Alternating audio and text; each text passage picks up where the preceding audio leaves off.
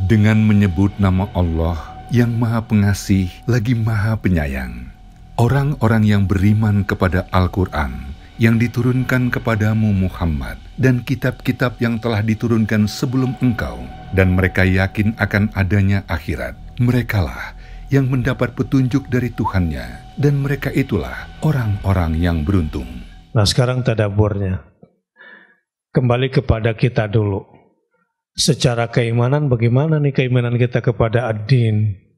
Yang kedua, perilaku kita sebagai orang yang beriman kepada Yaumiddin ini, ada nggak unsur yadu'ul yatim itu pada diri kita? Sebab ini sangat ringkas ternyata ya. Kalau ingin jadi orang yang beragama, kan bahasanya gitu. Kalau ingin jadi orang beragama tuh, ya harus yakin bahwa akan ada hari kebangkitan, suka atau tidak suka, dan hari pembalasan. Ini esensi beragama. Dan akhlak beragama itu yang paling ringan kalau ingin membuktikan diri sebagai orang yang yakin pada hari kebangkitan dan hari hisab adalah lembutlah hati kepada yatim dan penuhilah hak-hak yatim. Nah, kembali kepada kita sekarang. Kalau saya sih simpelnya begini, yang gaji bulanannya nggak ada posting buat yatim sama sekali, kecuali nanti nunggu bulan Muharram tahun depan, hari yatim yang dibuat-buat juga gitu. Ya mudah-mudahan kebaikannya diterima oleh Allah Subhanahu Wa Taala. Tapi sepertinya bukan yang begitu deh yang dimaksud di ayat ini. Sebetulnya secara perilaku menghadapi anak yatim itu yang benar gimana sih gitu. Untuk membuktikan keimanan kita kepada yaumul ba'ats dan yaumul hisab. Nah, kita kembali di ayat Quran tentang bagaimana yatim harus diperlakukan. Misalnya kata Nabi SAW, ana wa kafilul yatim kahataini, gitu ya. Aku dan orang yang menjadi kafil, orang yang menyantuni anak yatim seperti ini. Nah, tapi kan menyantuni anak yatim itu bukan cuma tahunan bulan Muharram doang. Saya sudah ya, udah nyumbang ya, gitu. Nah, yang benar tuh yang mana sih? Yang dikatakan menyantuni anak yatim, konteksnya itu nggak ada hubungannya sama Muharram. Konteksnya itu betul-betul sampai kepada beriman kepada yaumul ba'si dan yaumul hisab. Seperti apa itu? Itu mesti kita perhatikan. Nah, ada yang menarik Ustaz Deden. Di zaman Nabi nggak ada panti asuhan. Iya. Sehingga nggak ada agenda ngejual yatim. Ngejual yatim gimana satu? Ya itu kan akil amwalal yatim. Allah. Ya. Orang yang memakan hak-hak anak yatim. Ini kan banyak juga hal seperti ini. Jadi kita sekarang masuk kepada kedalaman menghardik anak yatim dalam bentuk perbuatan tadi kan. Iya. Nah, coba Ustaz Deden dulu elaborasi. Seharusnya bagaimana sih memperlakukan yatim kaitannya kepada keimanan, membuktikan keimanan tentang Yaumiddin gitu. Iya. Kalau menghardik anak yatim itu merupakan karakter pendusta hari pembalasan, maka orang yang meyakini hari pembalasan adalah yang tidak menghardik anak yatim. Dibalik. Secara perkataan dan perbuatan. Secara perkataan dan perbuatan. Meskipun kata hardik dalam bahasa Indonesia ternyata lebih kepada perkataan yang kasar.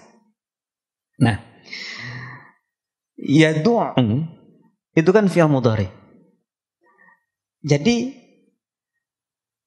semasa hidup di dunia tidak ada satu detik pun dalam hidupnya ada hardikan, ada perilaku atau kata-kata yang tidak baik untuk yatim.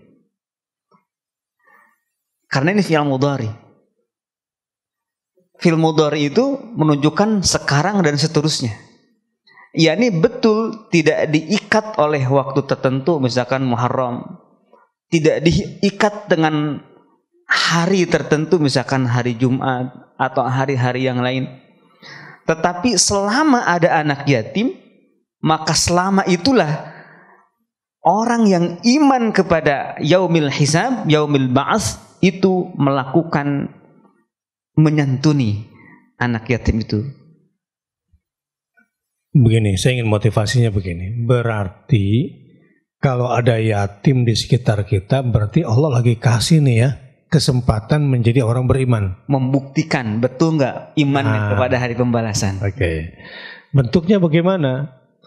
Ya fattakullah mastata'tum. Bertakwalah kepada Allah dalam menyantuni yatim semampu yang bisa kita berikan. Kalau misalnya bisa menahan diri aja, nggak menghardikan anak yatim, itu udah bagus. Iya. Misalnya tidak berbuat kasar, menyakiti atau kasar. Iya. Tapi dalam dunia pendidikan, ya boleh kita marahin anak yatim. Islahul lahum khair.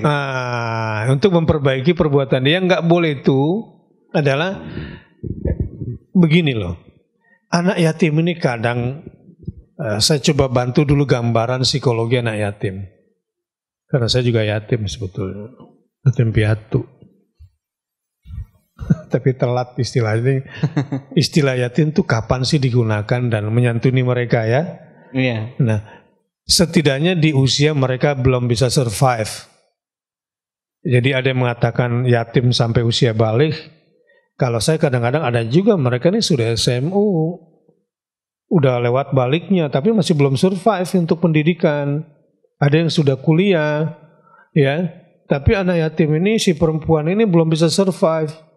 Dan dia butuh uang kuliah, masih bisa nggak disebut yatim? Kalau saya melihat kategorinya bukan di usia semata-mata, tapi survival di sini. Dia belum bisa berdikari misalnya, berdiri di kaki sendiri, selama itu ya kita harus bisa membantunya. Dan ini ada juga kan wa'atul yatama amwalahum. Iya. Kata ahli tafsir iza balahu, artinya ketika sudah balik pun berarti bisa masuk nama yatim di situ. Iya. Artinya dalam pengertian sementara dia belum bisa survive ya, belum bisa berdikari ya, berdiri sendiri. Ada juga wala tu'tus sufaha amwalakumul lati ja'al lakum qiyama. Udah besar, udah balik tapi masih akalnya belum balik gitu. Belum balik. Itu hartanya harus kita manage. Di manage gitu kan. Iya.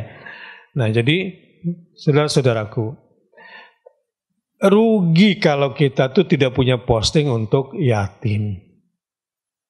Dari gaji kita, dari penghasilan kita. Rugi sekali.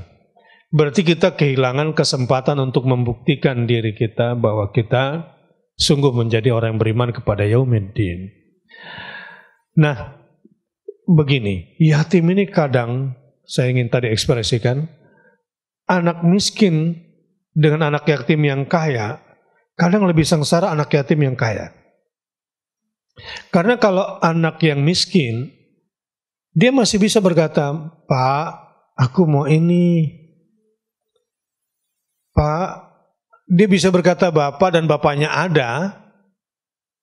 Walaupun nanti Bapaknya bilang, iya nak, Bapak usahakan gitu ya. Tapi kan ada curhatan hati. Nah kalau si yatim, kadang menangis karena dia nggak tahu mau ingin mengutarakan apa pada bapaknya. Nah disinilah bapak-bapak ideologis yang bisa menyentuh kepala yatim, mengusapnya, membelainya, atau memeluknya, agar dia punya curahan hati. Nah kalau ini nggak ada tempat, dan anak ini kemudian belum dewasa, kadang-kadang perilakunya labil. Dan memang perilaku yatim ini kadang-kadang mengesalkan bagi orang yang tidak mau memahami dia. Padahal sebetulnya dia cuma ingin diperhatikan, ingin disayang, ingin dianggap sebagai anak misalnya. Nah makanya di dalam Islam ada istilah tanggung renteng ini. Secara hukum faraid ya, ada yang ke atas, ada yang ke samping, ada yang ke bawah gitu. Kalau ke bawah mungkin urusan faraid bisa, kalau yatim enggak lah ya. Iya. Yatim misalnya omnya, tantenya sebetulnya punya kewajiban memperhatikan yatim dari keponakannya ini. Apa yang bisa kita berikan? Kasih sayang. Apa yang bisa kita berikan? Perhatian. Apa yang kita bisa berikan? Beasiswa. Apa yang kita berikan? Uang jajan. Kalau perlu biaya hidup bulanannya kita coba berikan. Dan biasanya orang-orang yang seperti ini rezekinya selalu ada. Anaknya insya Allah akan menjadi baik kalau dia menjadi perantara kebaikan untuk si yatim. Apalagi didoakan mudah-mudahan anak saya dengan membiayai yatim ini, semoga anak saya menjadi hamba Allah yang saleh, yang menjadi penerus risalah Rasulullah SAW. Karena Rasulullah adalah seorang yatim, saya ingin menyantuni. Itu bisa terjadi. Nah, sampai di sini kita sudah cukup berpanjang di masalah yatim ini. Yatim, Masya Allah. Dan tekanan di sini memang perhatian. Perhatian. Bukan memberi makan. Iya. Ke yatim itu perhatian, bukan memberi makan. Nomor 1. Ya, nomor 1 itu perhatian. Adapun memberi makan itu nomor orang 2-nya, miskin.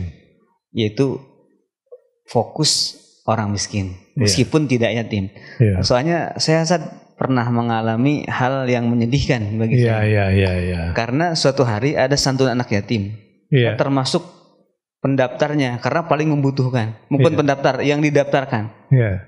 Ketika setelah tahu ternyata itu untuk anak yatim, pas mau dikasih saya bilang saya bukan yatim. Ya, bapak saya masih ada, ibu saya masih ada. Tapi dibanding yatim saya paling membutuhkan. Bingung tuh mau ngasihnya. Gitu kan. Ya kan? Iya, ini paling berat ini. Paling berat ini. Bahkan mungkin karena wujuduhu ka'adamihi. Wujuduhu ka'adamihi itu. Keberadaannya seperti ketiadaan. Iya. Berat memang. Memang tekanannya sih kepada kasih sayang. Kepada kasih sayang. Tapi kan pemberian itu bisa juga bermakna kan, perhatian dan kasih sayang. Kadang-kadang kalau nggak kelihatan tuh, ya namanya anak-anak ya. Ya, kadang-kadang mau yang kelihatan juga sudah diperhatikan, sudah disayang. Tapi kadang-kadang ya pengen juga punya seperti anak-anak yang lain misalnya. Gitu. Walaupun nanti tekanan memberi makan itu kepada miskinnya nanti.